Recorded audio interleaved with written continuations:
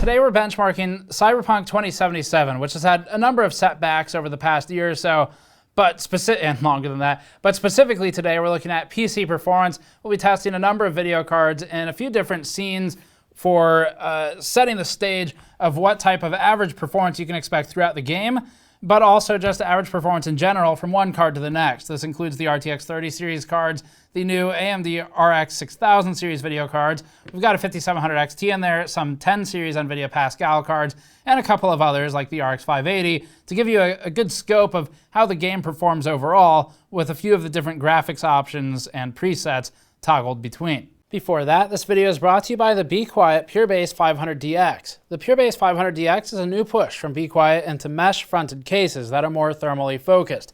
The 500DX maintains high build quality and attention to detail for its dust filters, front panel installation, and fan placement, and still has additional focus on noise control. The case comes with three 140mm PureWanes 2 fans stock and has RGB LEDs, but with a physical hardware switch for easy control. Learn more about the Be Quiet PureBase 500DX at the link in the description below. So we spent a good deal of time exploring and testing the game to figure out a range of performance. Patrick specifically spent some time working before the Game Ready driver update from NVIDIA and then after it. So we have some numbers from each. Ultimately, the benchmark charts that we created were used using the final launch version of the game. So that is the hour that it came out. That's the version we tested with, not the pre-release copy. We used the pre-release copy for determining some performance behaviors that later factored into how we tested the game, but the final data for the benchmarks, other than one section that we'll talk about, is all from the final launch version of the game, and also with the latest Game Ready driver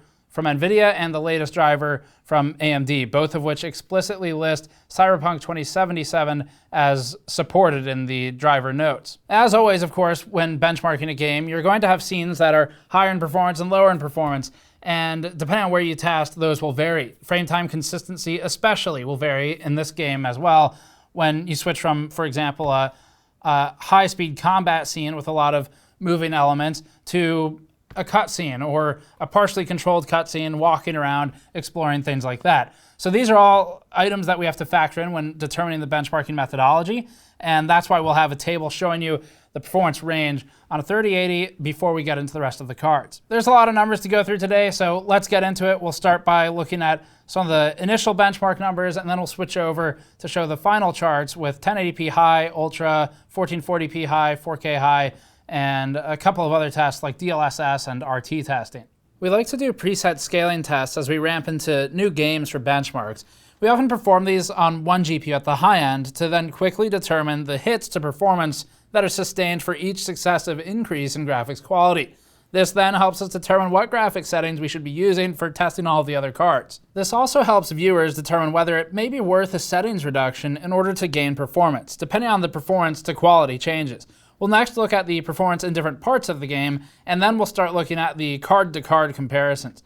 Starting with the RTX 3080, we can establish graphics preset scaling and then move to using our standardized test pass for everything.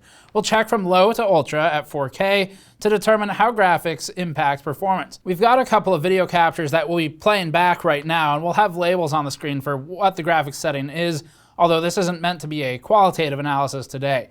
4K is used here to sustain sufficient GPU load even at low settings so that we can then see how it scales across the card.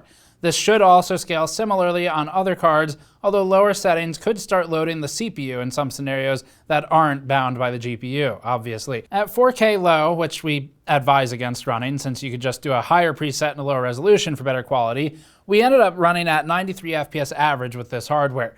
This was reduced by 26%, moving to medium settings, now at 68 FPS average, and then 1% and 0.1% lows remained consistent overall. At high settings, we lost an additional 22% performance off of medium for the average frame rate, falling to 53 FPS average. Finally, ultra settings established a further 15.2% reduction in performance. The reduction in performance falls off as settings increase, but we also have less to lose each time.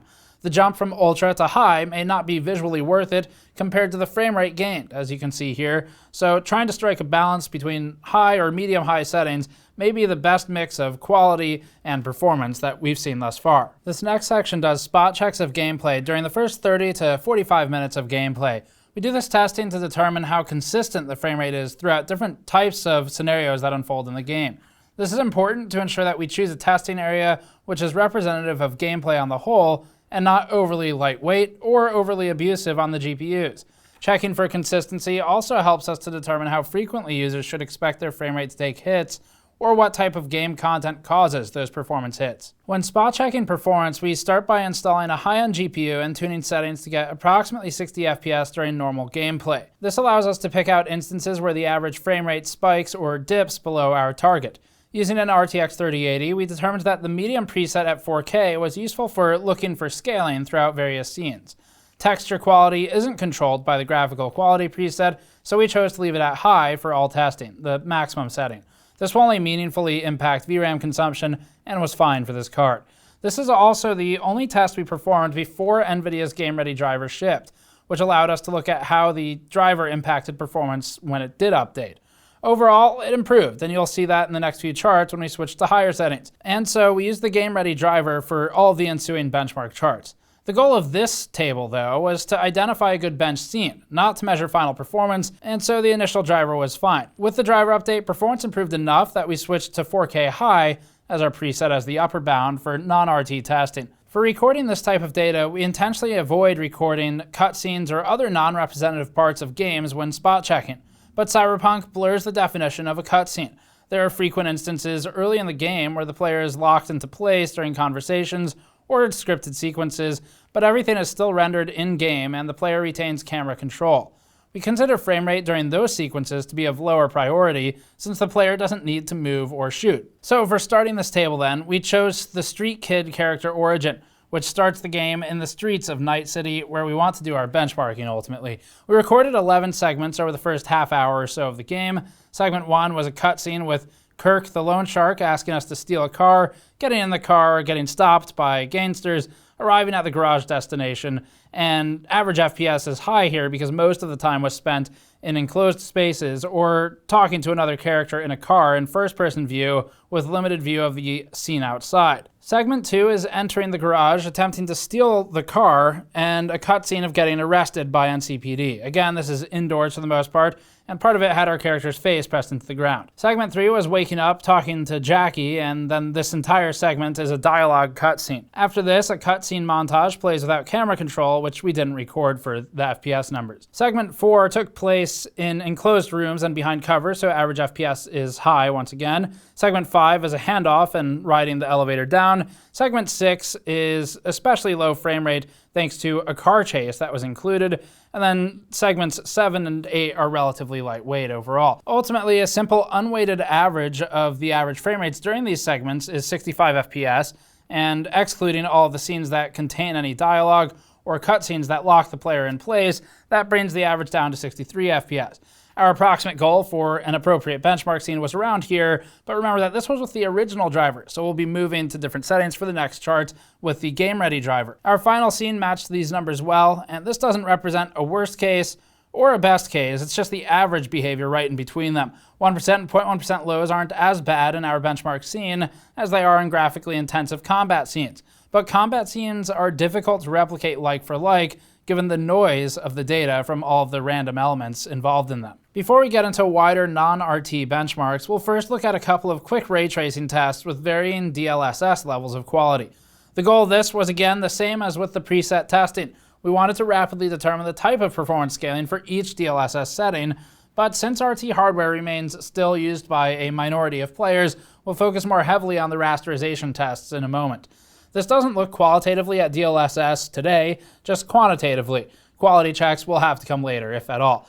Cyberpunk's settings include Ultra Performance, Performance, Balanced, Quality, and Off for DLSS. Each of these is dynamically set based on the target resolution. So according to NVIDIA, a 4K target resolution would mean that high performance runs at 720p, upscaled to 4K of course. NVIDIA also said that quality mode would run at 1440p, and upscale then to 4K in the instance where we have a 4K target. We also learned that performance mode runs at 1080p when targeting 4K, and that balanced mode runs at a middle resolution, probably 2227 by 1253, but we're not 100% sure on the base resolution for that setting, and that would upscale as well to whatever our target is, so 4K in this instance, and then that base resolution dynamically adjusts based on your target. We have the RTX 3080 in use for this scaling test. DLSS adjusts dynamically to hit a target resolution, which we've established as 4K again as a stress test. Quality, balanced, performance, and ultra performance will each lower the actual render resolution and then upscale by some fixed factor to hit the target. You lose quality with each step down in presets, and ultra performance is only recommended by NVIDIA for use if trying to hit 8K.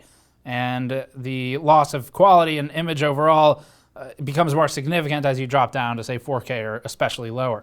The Ultra Performance preset still allowed us to run 81 FPS average despite running it against the recommendation here. That sacrificed image quality, the most of it out of all of these options, but it did run faster. The reduction in frame rate moving to performance mode from this one was 29%, but we also see that the lows are still variable enough in this title that 0.1% figures dropped harder than proportional as compared to the two flanking settings on either side. Moving to DLSS, Balanced lost 40% of performance as compared to the Ultra Performance mode. Balanced does, in fact, strike a balance as compared to DLSS Off at 24 FPS for baseline, but it's still below ideal thresholds for this card with these settings. It may be better to just reduce the resolution or the quality preset instead of blasting DLSS to these higher performing settings and maybe compromising at 1440 with some higher quality DLSS setting instead. This next chart contains some of the same information as the previous DLSS scaling chart, except we've added two tests for the medium RT preset. Right now, the only presets for ray tracing are medium and ultra, with no other options for the preset version of RT. These toggle RT reflections, RT shadows, and RT lighting in the settings menu, and DLSS adjusts automatically based on a lookup table, except we've overridden it here for our charts. Ray-traced shadows are only cast by sunlight and moonlight in Cyberpunk 2077, so they should only affect outdoor scenes like the one we use for our benchmarking. Ray-traced lighting encompasses ambient occlusion, global illumination, and diffuse illumination. The highest possible preset sets ray-traced lighting to ultra, but there's one tier higher for RT lighting called Psycho that can be manually set. Psycho enables ray-traced global illumination, otherwise it's disabled. With the medium preset and balanced DLSS in this chart, we ended up at 59 FPS average, whereas the frame rate was 49 prior. Lows scale similarly. The drop is about 16%, moving to Ultra RT from Medium RT, but while maintaining balanced DLSS to upscale to 4K. With DLSS completely disabled and with RT set to medium, the performance was 30 FPS average, 27 for 1%, and 25 for 0.1%, or 23.8 FPS average with ultra settings. That's about a 20% drop from medium to ultra with DLSS disabled. It's important to look at run-to-run benchmark consistency when testing a new game as well. This also allows us better insight as to how variable the performance will be, which can help root out issues with sudden frame time spikes. For the RTX 3080, when running a 1080p Ultra test sequence that we'll look at next, the card plotted 126.9, 124.1, 124.6, and 125.4 for back-to-back test passes. Standard deviation here is 1.2 FPS, and that 126.9 number at the outset is a little bit high, but this sometimes happens on initial passes. As a reminder as well, we are averaging 4 sets of numbers that are already averages, so for frame times you're looking at potentially in the thousands of rows of data per test pass, depending on how high the frame rate is, and that allows us to get some pretty good precision from one average to the next. The RX 6800 XT ran 113.6, 112.2, 113.7, 113.9, and 113.9 once again, producing highly consistent averages. The 3060 Ti did the same at 87.7, 86.9, 87.2, and 86.2. The run-to-run consistency is more about the game than the card, and it tells us that our benchmark scene is reliable enough to use with 4 to 5 test passes per card per setting. That's a lot of test passes to run when considering the amount of settings and cards we have to run these benchmarks for, but it's good to see that there's some consistency here where we don't have to worry about wild spikes or changes in averages from one pass to the next. Sometimes you'll see that with the first or the last one, depending on how things are loaded in the game, and in this instance, it looks like things are mostly consistent. We'll start our comparative GPU benchmarks now. We have lists of cards for 1080p high, 1080p ultra, 1440 high, and 4K high. Each group adds or drops a few cards based on the performance level seen. Starting with 1080p Ultra settings with RTX disabled, the RTX 3080 Eagle ran at 125 FPS average with lows at 102 and 94. That's reasonable scaling, and we didn't perceive any major stutters during these bench passes. The RX 6800 XT Nitro Plus ran at 114 FPS average, allowing the RTX 3080 a lead of 10.4%. But more notably, the 1% and 0.1% lows, representing frame time consistency and variation, fall out of pace with the proportional scaling that the RTX 3080 saw. We'll look at a frame time chart momentarily to better understand this. The RX 6800 was next in line, leading the RTX 3070 FE by 3% in average FPS, but the 3070 maintains better frame time pacing than the 6800 non-XT. The cards don't provide a significantly different experience between the two of them overall for these two sets of test passes, although the 3070 is fundamentally better value at its theoretically lower price point. Big emphasis on theoretically being available also, and the better mix of frame time consistency to average frame rate performance. The 3060 Ti allows the 3070 a lead of 11.4% and maintains an 87 FPS average with good frame time pacing. So far, 1080p Ultra is playable on a 3060 Ti without issue. It's also playable on a 5700 XT without any real issues, as we maintained 70 FPS average and didn't encounter any severely jarring frame times. The 1080 Ti also presents its modern day value by holding a playable 67 FPS average with frame times impressively consistent. Dipping below that, we get the RTX 2060 KO as a cutoff for 60 FPS, and then the old RX 588 GB card at 31 FPS average. Let's go back to the RX 6800 XT's frame time pacing. Here's a chart of what it looked like throughout one of its better test passes from the previous chart. As a reminder, lower is better for the frame-to-frame interval, measured in milliseconds, but more consistent is best. In this chart, the frame-to-frame deviation is mostly within a couple of milliseconds, which is fine, but there are occasional spikes from about 6 to 8 milliseconds up to 15 milliseconds, with a few upper bound spikes to 17 to 18 milliseconds. This isn't experience ruining by any means, but it's not as consistent as the RTX 3080 was in the same pass. The RTX 3080 has routinely lower frame times that are clustered more tightly together, while the RX 6800 XT was spikier in nature. This chart explains exactly why we saw the proportional frame pacing deviate between the 3080 and the 6800 XT in 1% and 0.1% lows in the previous chart. Moving down a run to 1080p high now, we'll drop the two gaming flagships and plot the older or lower end cards. The RX 580 8GB still has trouble, stuck at 36 FPS average despite an improvement of 18% in averages from the Ultra settings, so you may have to drop to lower settings still for this one to work well. The RTX 2060 KO pushed to 70 FPS average, with the 1080 Ti improving to 77 from 67 previously. The 5700 XT also scaled better, now at 82 FPS average from 70 previously at Ultra. Overall, the gains are in the range of 12 to 18% depending on the card, moving from one setting preset to the other. Some are clearly more responsive than others. You should see reasonable playability on a 1070 Ti or a 1080 non-Ti with these settings as well, although we didn't explicitly test them, they would fall within the range of being fine. If you're more interested in playing at 1440p, still with RT off, here's what that looks like with high settings. The floor is established by the RTX 2060 KO, now at 44 FPS average, with the 1080 Ti dropping to 51 FPS. The 5700 XT still encounters more frame time variation than the NVIDIA card, shown by its 1% and 0.1% lows, but is otherwise okay for average FPS. You could run a combination of medium-high to get 1440p into a fairly fluid state for the 5700 XT. The 3060 Ti climbs to 67 FPS average, and that outdoes the 1080 Ti by about 33% with its modern architecture. As for the 3070, that's worth an additional 13% over the 3060 Ti. The RX 6800 non-XT outdoes the 3070 by about 4.3% in average FPS, but again has reduced frame-to-frame consistency versus NVIDIA's competing offering. If scaling remains in line with what we've seen elsewhere in Ampere versus RDNA 2, the higher resolutions should also disproportionately benefit NVIDIA.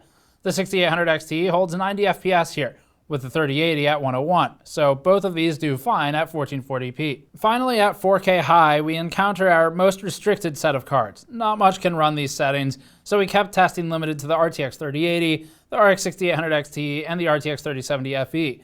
You may be able to get some more playability or compatibility with this 4K resolution by modifying the settings. We haven't done settings optimization yet, the game is still very new, but for now, this is what we're looking at. The RTX 3080 struggled with high settings and 4K when running without DLSS, making this a true 4K, and averaged 53 FPS average during our test pass.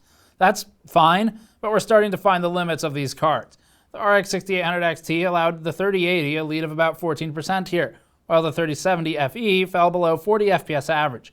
DLSS would help, but then that's not really 4K, and settings reductions to medium get into the debate of whether it might just be better to run at high with 1440p instead of, say, medium at 4K. So that's it for the Cyberpunk 2077 benchmarks. Overall, the performance is at least okay. It's certainly improved with the driver updates and the final version of the game versus some of the earlier numbers that we saw, but there's a lot of room yet for tuning on the CDPR side of things. And of course, there's settings tuning you can do as well, which we didn't get into here today. We're not sure yet if we'll get into a settings tuning guide or not. Everyone's kind of beat up on the review side right now and tired, so we'll see if we get there, but certainly you can do some tuning. It looks like between high and medium settings would be a good compromise for a lot of those former mid-range to couple generation old high-end cards as a good starting point based on the numbers we saw today. Of course, you can always drop lower than that, although we didn't spend too much time in low settings for these tests. There is, of course, a limited amount of